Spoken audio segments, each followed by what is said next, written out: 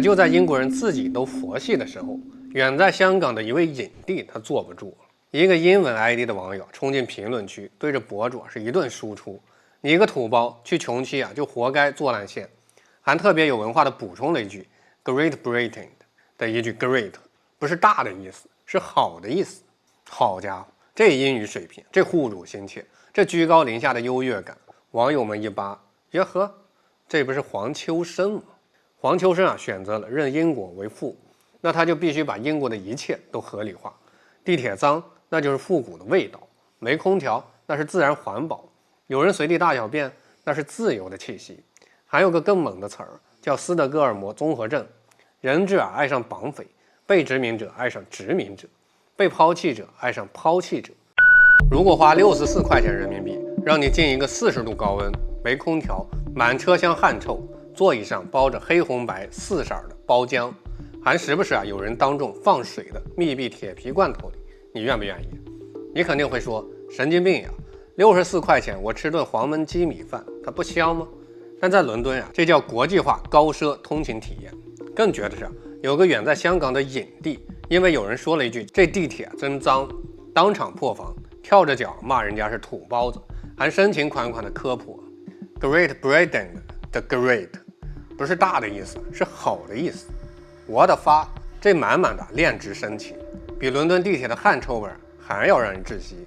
今天咱们就来扒一扒这出死鸭子嘴硬的年度大戏，看看这群用膝盖换认同的精神贵族究竟是如何在殖民老爷的鱼钩上笑中带泪，自取其辱。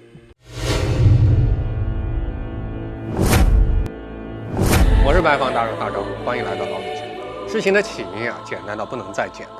一位在英国留学工作多年的博主猫姐，每年都会回一趟伦敦。这回她随手拍了一段自己坐伦敦地铁北线的视频，镜头扫过车厢，布艺座椅上布满了陈年污渍，黑的、白的、红的、黄的，五颜六色，包浆厚重的能当文物出土，噪音大的像在工地旁边蹦迪，手机信号直接失联。更绝的是，车开一半，信号故障，直接停摆，乘客们被迫全部下车，博主最后只能打车回家。他在视频里吐槽了几句：脏、臭、热、信号烂、老抛锚，就这实话实说而已。你猜怎么着？这条视频在英国本土波澜不惊，英国人自己都麻木。伦敦地铁什么样，谁坐谁知道，人家本地人早都躺平。BBC 今年6月还发过一条视频，标题就叫本周伦敦人坐地铁前对比坐地铁后。一个姑娘早上化着精致的妆进地铁，汗如雨下，出来的时候直接成了落汤鸡，妆花得跟鬼一样。配文只有一句话：伦敦地铁不是人坐的。连官方媒体都自黑了。你说这地铁得烂到什么程度？可就在英国人自己都佛系的时候，远在香港的一位影帝他坐不住。一个英文 ID 的网友冲进评论区，对着博主是一顿输出：“你一个土包，去穷区就活该坐烂线。”还特别有文化的补充了一句 “Great Britain” 的一句 “Great”， 不是大的意思，是好的意思。好家伙，这英语水平，这护主心切，这居高临下的优越感，网友们一扒，呀呵，这不是黄秋生吗？安东尼·佩瑞，这是他给自己取的英国名字。你品品这句话的逻辑。你说伦敦地铁脏，那是因为你穷，你坐的是穷区的烂线。你懂不懂什么叫好英帝国？这就好比什么呢？好比你去一家餐厅吃饭，菜里边有苍蝇，你刚说了一句这菜不干净，旁边一个从来没付过账的食客跳起来指着你的鼻子骂你一个土包子，懂个球！这苍蝇是米其林3星的苍蝇，是好的苍蝇。离谱不离谱？但更搞笑的反转马上就来了。博主坐的那条北线是全伦敦最繁忙的地铁之一，日均客流量80万到90万人次，贯穿伦敦金融城核心地段。单程现金票价7英镑，折合人民币将近64块，64块一趟，这叫穷区烂线。黄秋生口中的富人线，怕不是得黄金铺地、天使抬轿的吧？这脸打得啪啪响，连英国 IP 的网友都看不下去，现身说法。现在也就伊丽莎白线干净一点，有空调，其他呢都脏得要命。视频里说是客观评价，还有人直接讽刺。哇哦，看得出来他真的好爱好英帝国。这黄秋生一看舆论不对，连夜删了评论，关了评论区，缩了。但这事儿没完，因为黄秋生不是一个人在战斗，他代表是一个庞大的群体——炼纸者。在深入拆解黄秋生们的精神世界之前，咱们先把伦敦地铁的烂给它定死，省得有人说我们抹黑。第一，脏。伦敦地铁标志性的蓝底印花布艺座椅，藏着经年累月各种痕迹，不少人哪怕车厢空荡荡，也甘愿一站到底，压根儿不敢落座。你永远不知道上一个座位上留下的是咖啡渍、番茄酱，还是别的什么不可描述的液体。按常规安排，客流量最大的北线跟中线每年只进行一次彻底清洗。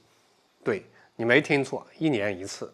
第二就是热，车厢外近40摄氏度的高温，车厢里没有空调，大汗淋漓的乘客们蒸腾出填满车厢的国际化汗臭。有统计显示，52%的英国人嫌地铁挤，38%的人嫌热。古人说久居鲍鱼之肆，不闻其臭。伦敦乘客大概已进化出了嗅觉钝化功能。第三，荒诞。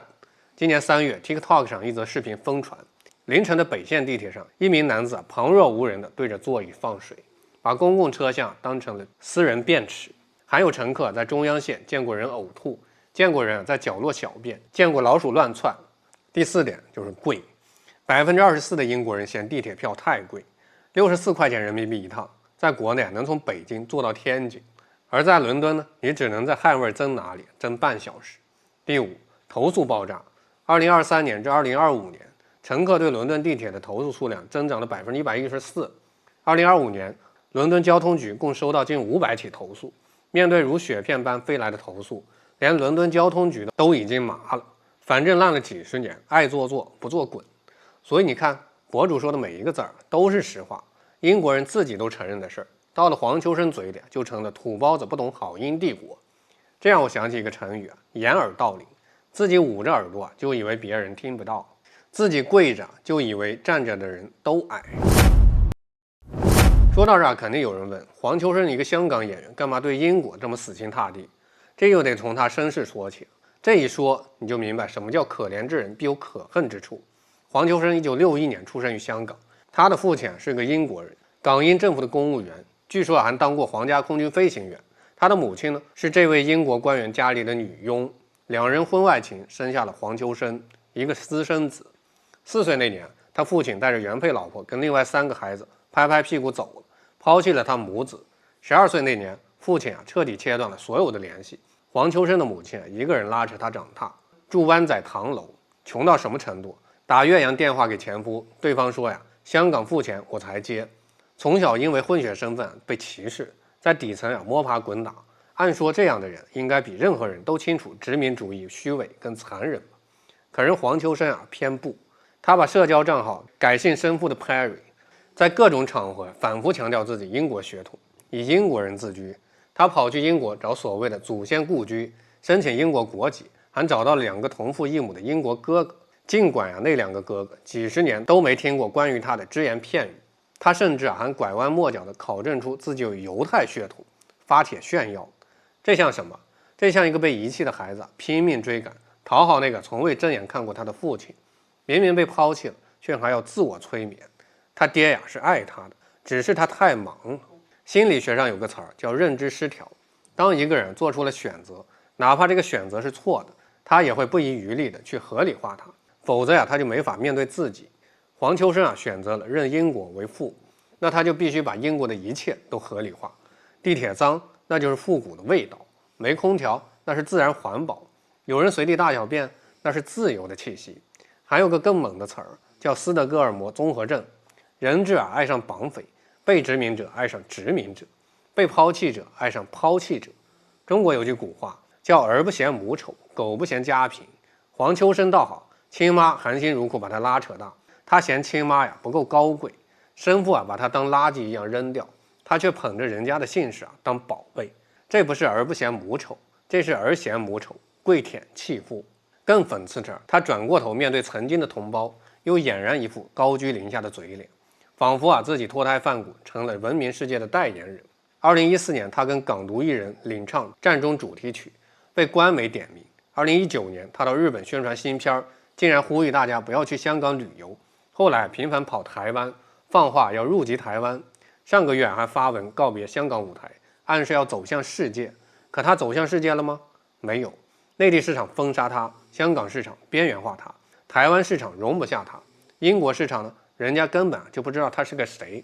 一个在华语圈混不下去的演员，只能在社交平台上用一句 “great” 是好的意思来刷自己最后的存在感。可悲吗？可悲。值得同情吗？一点都不。因为他的可悲是他自己选的。话说回来，黄秋生至少还是个名人，饿不死。但那些被精神母国忽悠瘸类的普通香港人呢？他们的下场才是真正的人间惨剧。2021年，英国推出 BNO 签证计划，画了张大饼，住满5年可以永居，永居1年可以入籍。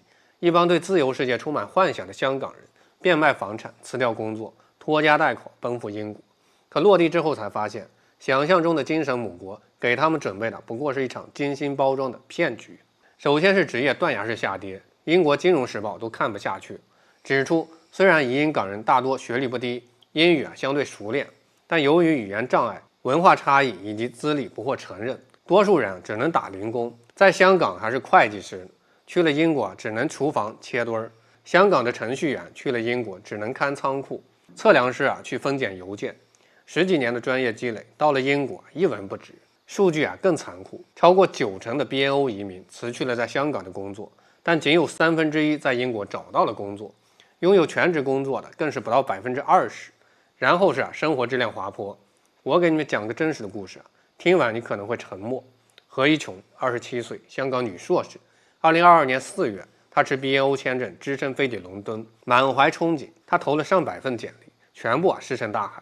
最后只能在一家慈善机构做低薪兼职，收入勉强覆盖房租以后所剩无几。他租住在一间每月900英镑，约合8200元人民币的阁楼里，连独立卫生间都没有。为了省钱呢，他开始一天只吃1顿饭，靠面包跟水充饥。他的笔记本上有一本账单，一天一行，详细记录了每天的饮食花费。伦敦的冬天越来越冷，取暖费用高得吓人，无尽的孤独感跟种族歧视将他一步步推入深渊。2022年11月3号，移居伦敦仅7个月以后，他在出租屋里自缢身亡。他死的时候房间里有那本1天1顿饭的账单，旁边是一份遗书，写满了绝望。压倒他的最后一根稻草，据说只是出租屋的马桶有堵。一个27岁的硕士，在香港本该有着光明的前途，却为了一张精神母国的门票，把命丢在了异国他乡的冰冷楼阁里。到死他都没等到他心心念念的英国身份。这不是个例还有移英港女赛琳娜，到了英国只能在伯明翰的咖啡厅打工。有一天，她在街头微笑着向当地女青年示好，换来的却是一顿种族袭击。英国智库的调查显示，移英港人在求职中遭遇的主要困难包括学历不被承认，无法提供无犯罪记录证明，被禁止领取公共经济援助。他们在新家园只配当2等、3等公民，一天天挣得少，花得多，连最基本的保障都拿不到。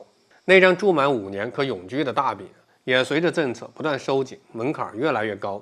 有些人醒过味来，逐渐意识到这一切似乎只是场骗局；有的人却依然沉湎在梦幻里，尽跪舔之能事，结与国之欢心。就像黄秋生一样，中国古人讲嗟来之食，说的就是有骨气的人不接受侮辱性的施舍。可这些恋职者，人家不仅给的是嗟来之食，还是带着刺儿的鱼钩，他们却吃得津津有味，还回头骂同胞：“你们懂个啥？这是好的鱼钩。”说到这儿，咱从一个普通人看不到的角度来分析一下恋职心态到底是个什么鬼。你有没有发现一个规律越是在殖民时代被压迫最深、被抛弃最惨的人，反而越是对殖民者死心塌地。黄秋生是私生子，4岁被英国生父抛弃，他却最认英国。那些 BNO 移英港人在英国被当成2等公民，却反而最维护英国。这不是犯贱，这是一种心理防御机制，叫认同施暴者。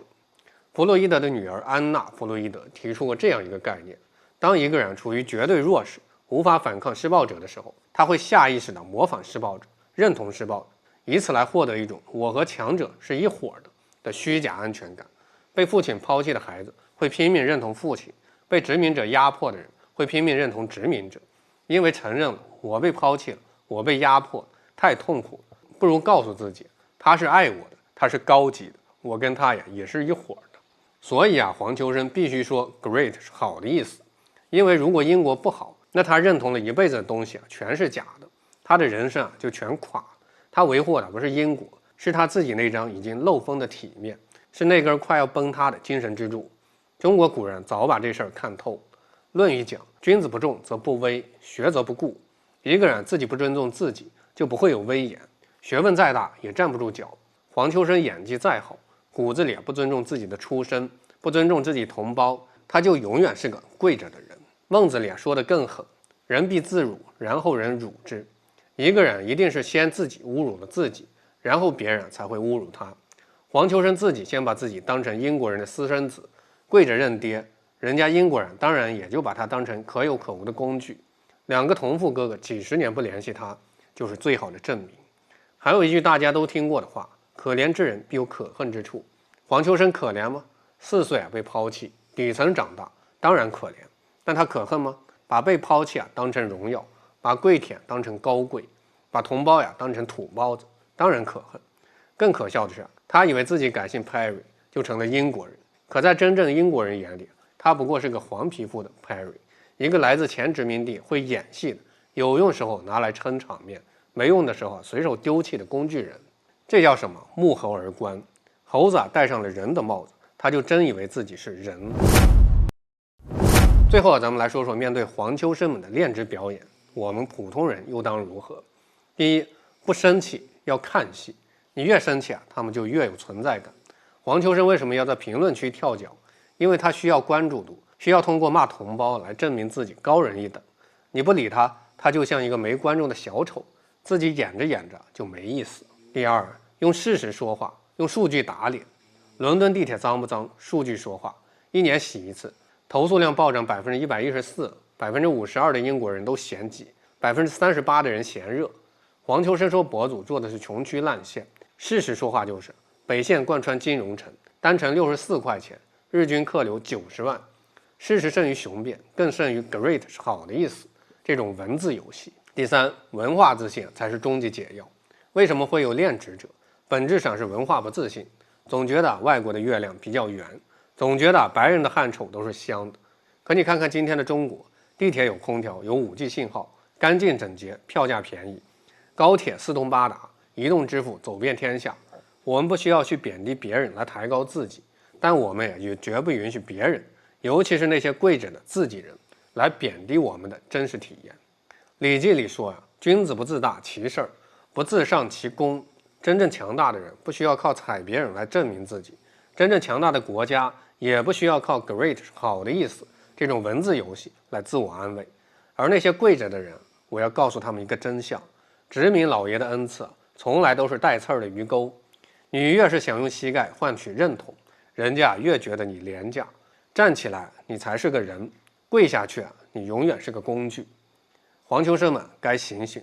伦敦地铁的汗臭味再怎么洗也洗不成香水。Great Britain Great， 再怎么解释也改变不了你们在人家眼里只是个2等公民的事实。朋友们，我被香港影帝刘乐评了。事情是这样的，本人曾是一个英国留子，在英国工作过每一年都会定期回到英国去。那么这次回去的时候，又坐了伦敦的地铁，顺手就记录下来了我当时坐的那一趟地铁的脏乱差的现象，引起了大家的共鸣。那么本人作为一个中外文化差异博主，是在全世界各个平台上面几乎都有号的。就在这么一个平台上面，突然招来了非常命的评论。起初我并没有在意，他说土包就是土包，只会去穷区，谁叫你坐这条线因为我从小所受的教育就是穷人也是人，不要告诉我穷人不配坐干净地铁。所以他的这条评论让我非常之生气。第二点，他说的这条评论完全不真实。我坐的那条线叫 Northern Line， 乘坐这一条线的乘客平均薪资在伦敦的前3名。他穿越了伦敦的金融城 Bank Station， 科技城 The Old Street， 还有国王十字车站是 Google 的欧洲总部，更不要提 Battersea 发电站，苹果英国总部，还有很多超级豪宅就建在这里。在这个人的评论里，我看出他认为地铁是有阶级的。我本来已经被这个人的评论给命到了，我觉得有一点点的恶。然后我又看到他留了第2条评论，因为我在视频里面提到大英帝国这几个词语，大英帝国朋友们，大英帝国呢？然后他说 The Great Britain means 不是大是好的意思，所以他的心中大英帝国不叫大英帝国，叫好英帝，并且他的评论里面莫名其妙提到了大清帝国。这个里面说出来的话，我觉得有一些别有用心，所以我不言展开。当时我就觉得这个人为什么要追着我就一条地铁的视频连留2句恶评呢？我点进他的主页以后，我发现这个世界被折叠了。他是一位非常有名的香港影帝。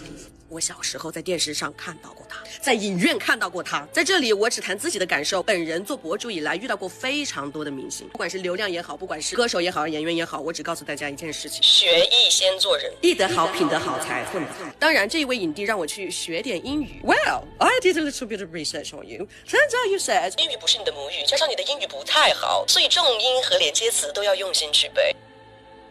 If you want to learn English, learn it yourself. Don't focus on me. Well, I have a little bit of suggestions for you. Before learning English, maybe learn history. It has been many years that the Great Britain has been translated into 大英帝国. Maybe learn a little bit about respect. Learn a little bit about equality. Learn the fact that 52% of people think that tube was overcrowding. 38% of people think the tube was too hot. And 24% of people think the prices was too expensive. Those are human too. A lot of people think the tube could be better, same as us. Taking the tube does not make us a lower people than you are. And I just want to know in what way that I can't give my complaint. Man, I think my English is alright, am I? 最后送给黄秋这么一句话：酒贵之人不知战力之高，酒臭之肆不知汗味之浓。愿你们有一天能站起来，闻一闻真正的空气，而不是在殖民老爷的鱼钩上一边流血一边说这血是好的味道。我是白放大招，点赞关注，下期再见。